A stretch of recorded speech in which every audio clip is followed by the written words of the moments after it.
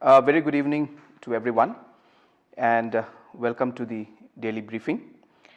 Friends, as of now, the total samples collected is 838, and the total number of cases tested negative is 714. We have another 113 cases where we're waiting, and 10 active cases as of now. And we are also, all the 10 active cases as of now are stable, and they are all quarantined. And at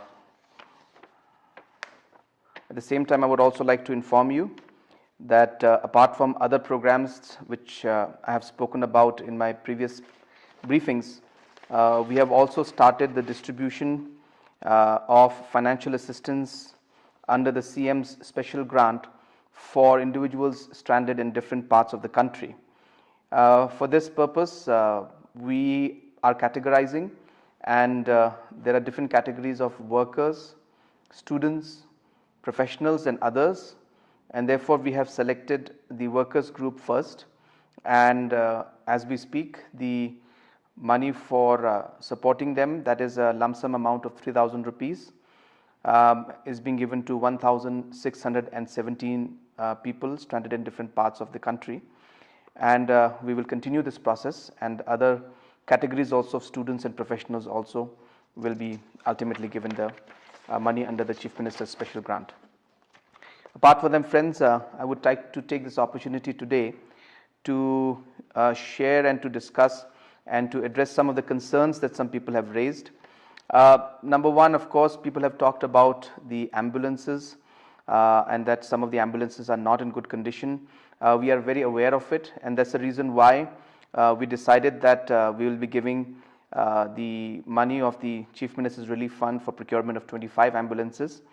Apart from that, some people have also raised concern about the drivers who are delivering the different essential commodities. Are they being screened and tested?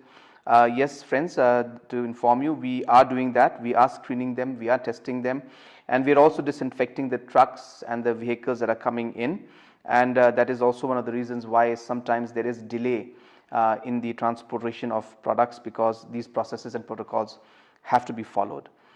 Friends, also I would like to request our locality headmen and also the parents and elders in the house that 2-3 things I think is very important we need to do as a society.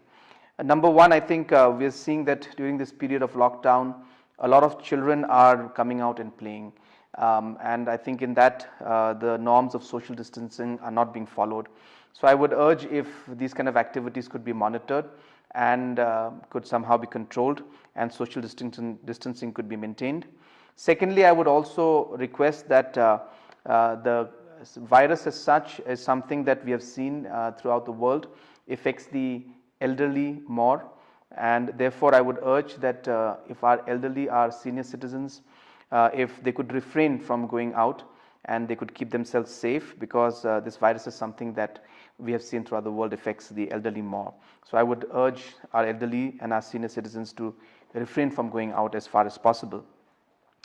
There have also been some suggestions coming in that we can have some of the notifications and information that is related regarding COVID and regarding government programs in different languages, especially in Khasi, Garo and Hindi, and we are making arrangements for that, and we are also getting professionals, medical professionals on board now to give medical advice to our people in different languages. Friends, there has also been concern raised about the body management protocol. We have already prepared that body management protocol, and it's being, in fact, is already been circulated, and a conference of the DCs was held through video conferencing. They have all been sensitized about it, and all of them are in the process of implementing it. So this body management protocol is something that is being worked on by every deputy commissioner in different districts. Friends, there were also some issues about the laborers from different parts of the country who are in the state, stuck in the state. Some concerns about who is supposed to take care of them. Well, it's very clear that every state government in every part of the country is supposed to take care of all migrant laborers. So like it's being done in other parts of the state of the country, even the Meghalaya government has been supporting and taking care and providing shelter to all migrant laborers who have come here from different parts of the country. And there were also concerns about the mining areas, and I think some suggestions came in that there should be some relief camps set up in those mining areas also, because a lot of laborers are there. Friends, that also has been done in most of the mining areas, and in case there are any areas that are left out, I will once again check on that and ensure that all steps are taken, that we can take care of all those also. Apart from that,